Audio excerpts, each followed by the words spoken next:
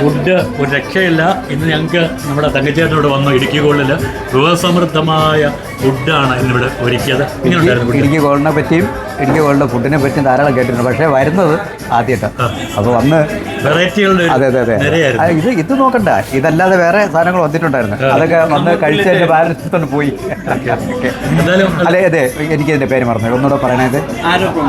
ആരോ prawns നേരത്തെ ഒരു സാധനം കൊണ്ടുവന്നല്ല. ഇത് കാണിച്ചല്ലോ, ഇത് വെറൈറ്റിയാണ്. ഇതിൻ്റെ അപ്പുറത്ത് വെറൈറ്റി വേറെ സാധനം ഉണ്ടായിരുന്നു. അത് കഴിച്ചിട്ട് തന്നെ പ്ലേറ്റ് തിരിച്ചു കൊടുത്തായിരുന്നോ?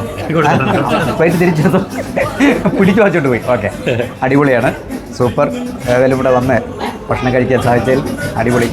Thank you. ചേട്ടൻ്റെ ആരാധകരോടൊക്കെ പറഞ്ഞേക്കണം, ഇടുക്കി ഗോൾഡ് അബുദാബിയിൽ ടൗണിലുണ്ട്. ഇപ്പോൾ ഷാബിയ പക്കൽ തുടക്കം ആരംഭിച്ചിട്ടുണ്ട്. വ്യത്യസ്തതയുടെ ഒരു കലവറയാണ് നമ്മുടെ ഇടുക്കി ഗോൾഡ്.